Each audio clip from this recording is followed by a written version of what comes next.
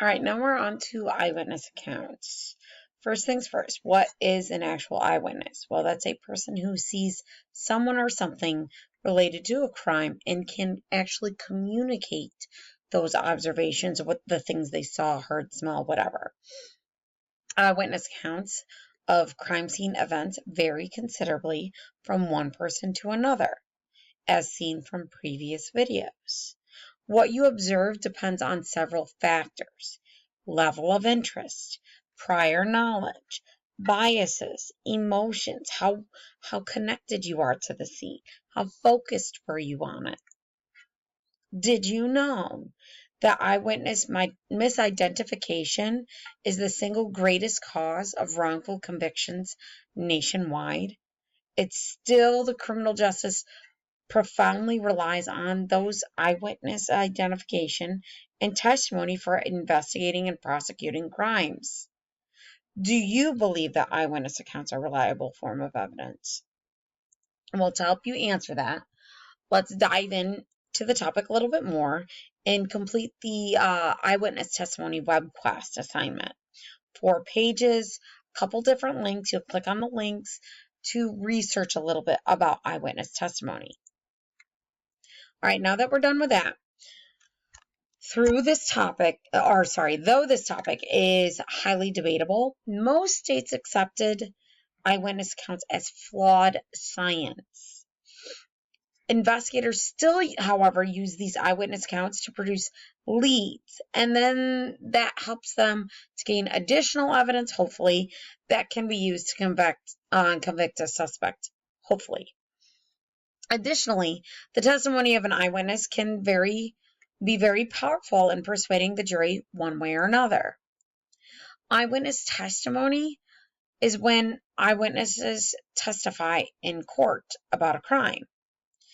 And jurors rank eyewitness testimony as one of the most influential pieces of evidence that sways them to a conviction or to not convict. Do you find this alarming? What do you think? People are likely to view the same scene in different ways, and it depends on many factors, as given just a little bit ago. People's memories can also be influenced, molded, and manipulated. Here's one way. We're going to watch The Bunny Effect. I took 2 things that I love, dancing and dogs, and I made them into a successful business. One of the things that I and my colleagues did is to try to get people to remember that they met and shook hands with Bugs Bunny at Disneyland. This would be impossible because Bugs is a Warner Brothers character and wouldn't be allowed at Disney. Okay. Yeah. So how do we get people to believe that? We give them an ad to evaluate. So here's a fake ad for Disney, and you can see Disney in the castle, and there's Bugs. And they review the ad. They just tell us how much they like it. Do they like the colors? Do they like the layout? But later on, when we say, tell us about one of your childhood trips to Disney, which characters do you remember meeting? Do you remember meeting Mickey Mouse, Minnie Mouse, the Little Mermaid, Bugs Bunny? We will get lots of people to tell us they remember meeting Bugs. Oh. And then when they get pressed for details, they'll say they shook his hand, they'll say they touched his tail, they'll say he was eating, one said he was eating a carrot, one said, a few said he said... So it becomes real. It becomes real. They embellish it with detail, and it looks every bit like a real memory. Yeah. Even though it couldn't have happened. All right.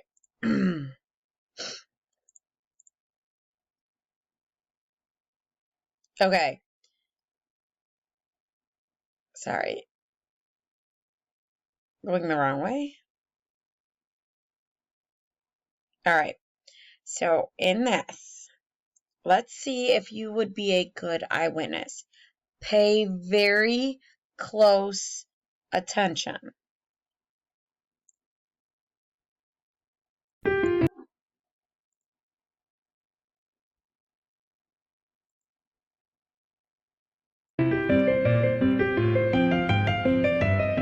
Clearly, somebody in this room murdered Lord Smythe, who, at precisely 3:34 this afternoon, was brutally bludgeoned to death with a blunt instrument. I want each of you to tell me your whereabouts at precisely the time that this dastardly deed took place.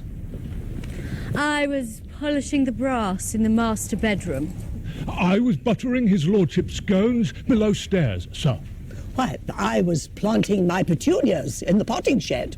Constable, arrest Lady Smythe. But how did you know? Madam, as any horticulturist will tell you, one does not plant petunias until May is out. Take her away. That's why, madam. It's just a matter of observation. The real question is, how observant were you?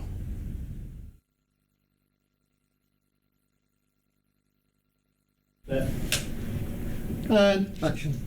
Clearly, somebody in this room murdered Lord Smythe, who, at precisely 3:34 this afternoon, was brutally bludgeoned to death with a blunt instrument. I want each of you to tell me your whereabouts at precisely the time that this dastardly deed took place.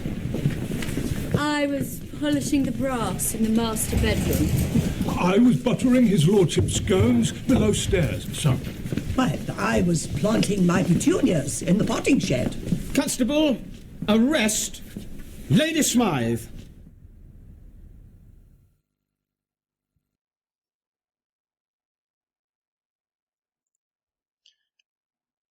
All right.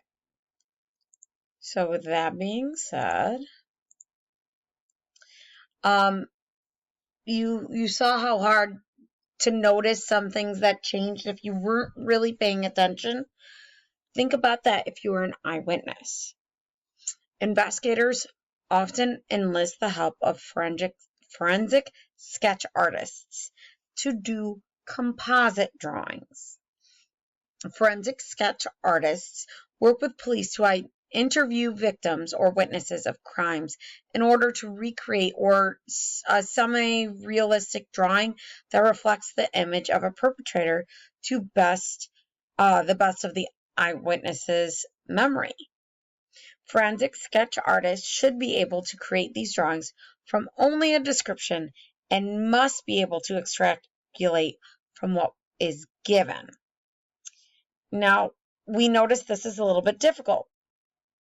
The difficulty in this is that much of it relies on just the eyewitness and their picture in their head, not something that they're holding in their hand.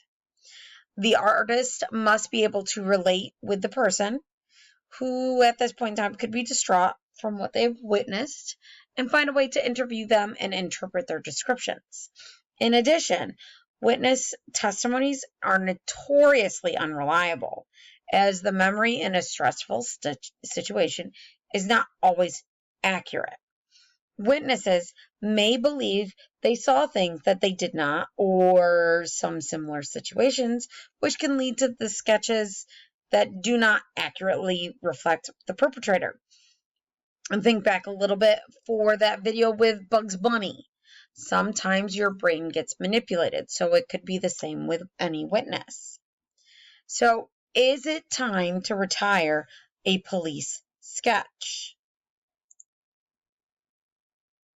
Do you recognize this face?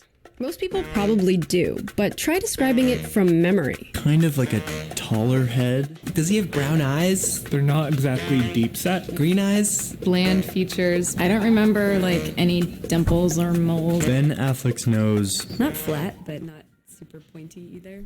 So this is the challenge faced by police sketch artists. They interview victims and witnesses about a criminal's face, and their drawings go out to the public with the goal of soliciting tips. Take a good look at that sketch. If that man looks familiar. If you have any information, you're asked to call Metro Crime Stoppers. We wanted to know how accurate these sketches are, and if there might be a better way to put those memories onto paper.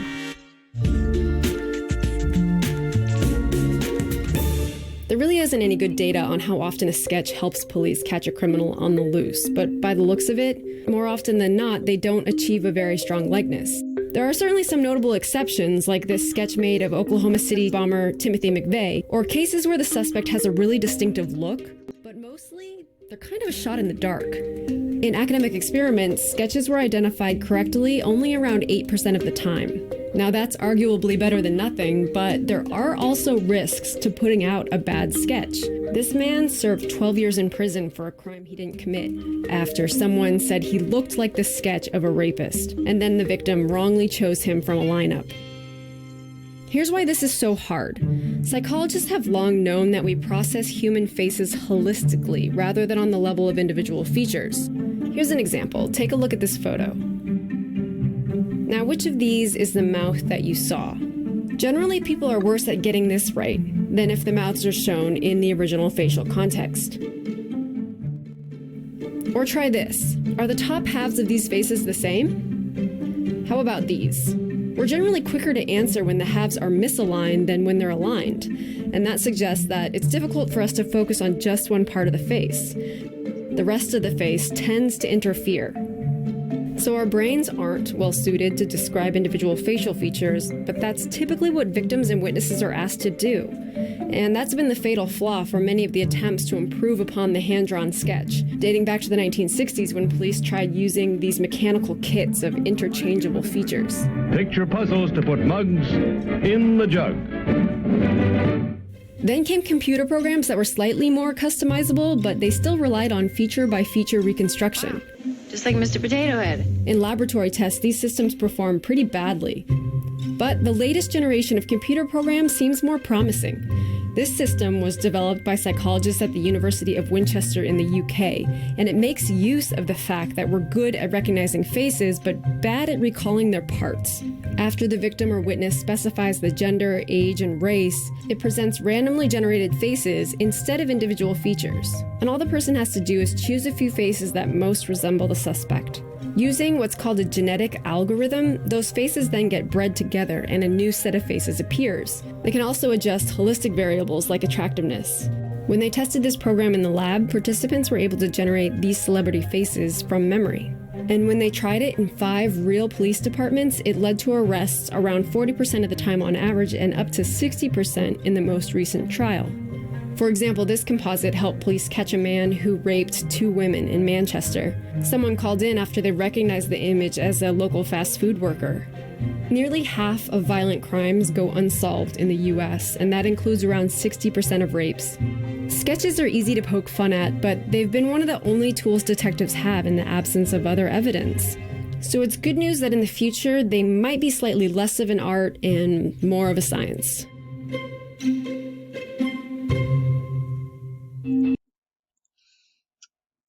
All right, so that is it for the notes. If you have any questions, please don't hesitate to ask, and I hope you have a great day.